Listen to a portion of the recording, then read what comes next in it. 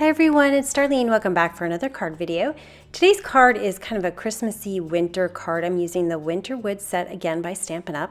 I hope they put this into the annual catalog. Right now it's just in the holiday catalog. I'm using Canson XL Mixed Media paper. It's just a thin, bright white watercolor paper. I use it when I'm not going to have a lot of water. I repositioned it a little bit just because it's hard to see through that foam stamp. I'm using 4 different colors of distress markers on this tree. I always start from the lightest and move to the darkest. So this is Twisted Citron, and I'm going to do what I can see as kind of the top of the boughs of the tree and kind of around the middle where I think the tops of the branches are going to be. And then I'm going to move in with another color. I'll have all the colors listed that I use. There's just 4 different greens. And as I get darker, I'm going more toward the center and more toward the bottom of the tree. So once I get all of these 4 colors all over my tree, I'm going to spritz it, but I'm going to be really careful. I'm just going to do a very light layer of water because it's always better to start light because you can always add more. So I'm just going to spritz it just this one time from pretty far away and see how it turns out. Now I got a little puddle on there, so I grabbed a tissue and absorbed that little puddle because I really don't want any sort of big areas of blending. So I'm going to press this down and see how it turns out.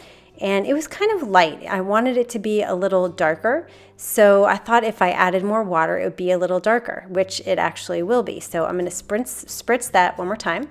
So I didn't add any more color, I just added more water, and you can see that it does get a little bit darker. But I wanted it to be even darker, so I kind of wiped up whatever was on the stamp with a tissue.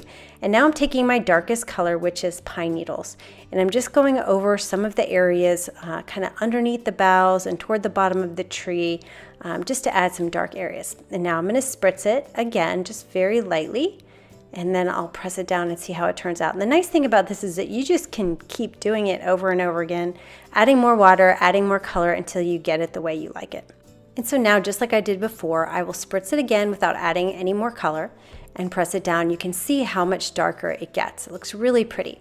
Now there were some white areas and I wanted it to blend a little bit more in those white areas, but I was afraid to do another turn of color all on the stamp. So I got my brush out and I started blending the colors a little bit, and I really didn't like the way it was turning out. So I decided to stop doing that and then go back to adding my color. So you can see I'm adding even more of the pine needles here. I'll spritz it and then press it down and see how it comes out. The first time I did this, I used a lot of water and you really couldn't see the branches very well. So that's why I'm being really careful about how much water I'm adding. Now I really like the way this turned out, but there was a couple of little puddles, so I just took my brush to kind of blend those out a little bit and decided to leave it like this. So I'm going to hold it up so you can see it. It looks really beautiful. It looks like there's actually some snow on the tree. Okay, now I'm going to add the ground. I'm using a number 47 Gansai Tambi palette. It's just a brown color. And I'm going to be really careful starting from the bottom up. Now when you're doing watercolor to show light, you actually just leave the paper blank. But that's really hard to do for me. It's hard for me not to color the paper. I'm trying to do, you can see I'm kind of trying to skip some areas of the paper and leave it white, and that would be sort of snow, reflections of snow. So I'm going to actually fill in a little bit with a white marker later on because I didn't do such a great job of leaving some of the paper blank. And then I'm going to go back in here and add a little bit more extra brown underneath the tree just so it's sort of shadowed under there. And I didn't wait until my tree was all the way dried, so some of my green started to blend in there. But anyway, I just wiped it up with a tissue. My sentiment is from the Christmas Wishes set by Simon Says Stamp. I'm going to put it right to the right of my tree and I'm going to stamp it in VersaFine Black Onyx. This is a pigment ink and I'm going to be doing some snowflakes with some embossing powder on top of it. So I'm going to go ahead and put some clear powder on it and heat it to set so I get a nice shiny black sentiment that it won't stick to any powder that I add. My snowflake stamp is from the Christmas Pine set by Stampin' Up. I don't have a full snowflake stamp, so I'm going to have to do this in pieces. I do want snowflakes in front of the tree, so I'm going to stamp the tree first, and it's in the center, and I like to start in the center and move outward. So I've stamped my snowflakes. I'm going to sprinkle some sparkling snow sparkle, I can't remember the name, embossing powder. It's got some glitter and some white embossing powder in it.